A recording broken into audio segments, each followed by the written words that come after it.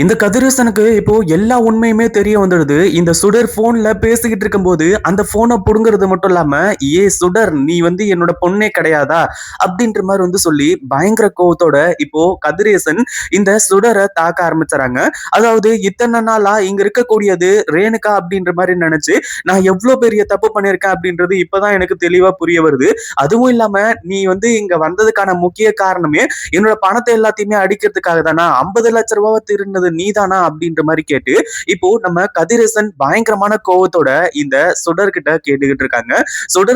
சுடர பத்தின விஷயங்கள், அதாவது அவங்கள பத்தின உண்மைகள் யாருக்காச்சும் ஒருத்தருக்கு தெரிஞ்சாலே போதும், அடுத்தடுத்து எல்லாமே நல்லபடியா நடக்கும். அப்படிதான் இப்போ நடந்து போச்சு. அதாவது இங்க கதிரேசனுக்கு எல்லா உண்மையுமே தெரிய வருது. ஏற்கனவே நம்ம விஜய கல்யாணம் பண்ணிட்டு இங்கேயே செட்டில் ஆயிடலாம் அப்படின்ற மாரி வந்து சொல்லி இந்த சுடர் பயங்கரமான பிளான் எல்லாத்தையுமே போட்டு வச்சிருக்கா.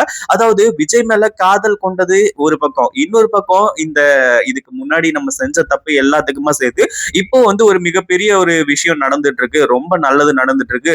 விஜய் கூட செட்டில் ஆயிட்டோம் அப்படின்னா, அதுக்கப்புறம் நம்மள யாராலையுமே தடுக்க முடியாது. ரேணுகாவா இங்கேயே வாழ்ந்துடலாம். அதாவது இவளோட அடையாளங்கள் எல்லாத்தையுமே மறைச்சு ரேணுகாவா இங்க வாழ்ந்துடலாம் அப்படின்ற மாதிரி வந்து சொல்லி இப்போ சுடர் இவ்வளவு பெரிய வேலைகளை செஞ்சுக்கிட்டு இருக்கா. உண்மையிலே இது எல்லாமே இந்த சுடரா ஏற்படுத்தி கொண்டது. அதாவது எவ பாட்டுக்கு வந்த வேலையை முடிச்சுட்டு போயிருந்தா அப்படின்னா பிரச்சனையே கிடையாது.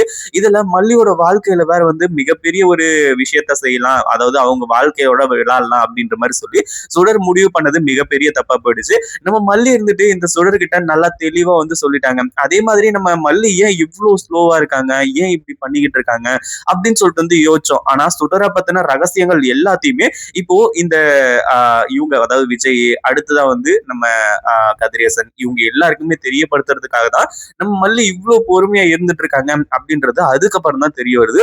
ஏன்னா மல்லி மேல நிறைய பேர் கோவப்பட்டுட்டு இருந்தாங்க. என்னடா அது மல்லி வந்து இப்படி பண்றாளே, அதுவும் இல்லாம இந்த, அதாவது என்னதான் இருந்தாலுமே கூட, அதாவது ரேணுகா மாதிரி இருந்தாலுமே கூட அவர் ரேணுகா ஆயிட முடியுமா? என்னதான் இருந்தாலும் மல்லியோட கழுத்துல தாலிய கட்டியாச்சு. மல்லியோட கழுத்துல தாலிய கட்டினாலுமே கூட வந்து பரவாயில்ல, சரி ஓகே, இவ வந்து சுடர் கெட்டவளா இருந்தாலுமே கூட இப்ப நல்லவளா வாழணும்னு நினைக்கிறா அப்படின்ற மாதிரி நினைச்சு அமைதியை விட்டுருவாங்க. ஆனா சுடர் திருந்தவும் இல்லை, ஒன்னும் இல்லை. ஆனா என்ன நடக்குது அப்படின்னா, இந்த ஏற்கனவே 50,00,000 எங்க போச்சு அப்படின்ற மாதிரி சொல்லி கதிரேசன் தேடிட்டு இருக்காரு. அதே மாதிரி விஜயோட வீட்டுக்கு விஜய பாக்குறதுக்காகவும் இந்த ரேணுகாவை பாக்குறதுக்காக வரும்போது ரேணுகா வந்து போன்ல பேசிக்கிட்டு இருக்கா. அதாவது இந்த மாதிரி கதிரேசன் வந்து எல்லாத்தையுமே கண்டுபிடிச்சிட்டு இருக்காரு. அவருக்கு உண்மை தெரியறதுக்குள்ள இங்க வந்து, அதாவது எனக்கும் விஜய்க்கும் கல்யாணம் ஆகிறதுக்குள்ள வந்து அவருக்கு உண்மை தெரிஞ்சிடக்கூடாது. நீங்க என்ன பண்ணுவீங்களோ ஏது பண்ணுவீங்களோ அப்படின்ற மாதிரி சொல்லிட்டு இருக்காங்க.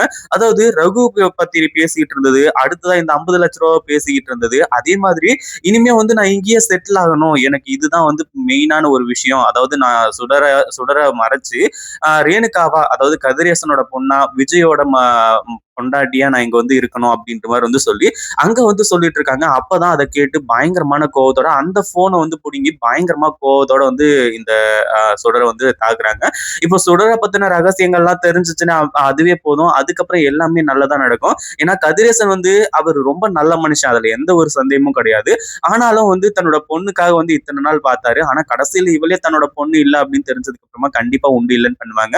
இந்த வீடியோ பிடிச்சிருந்தா லைக் பண்ணுங்க, ஷேர் பண்ணுங்க. இப்பதான் நம்ம சேனலுக்கு ஃபர்ஸ்ட் டைம் வரீங்க அப்படின்னா கீழ இருக்க சப்ஸ்கிரைப் பட்டனை பிரஸ் பண்ணிக்கோங்க.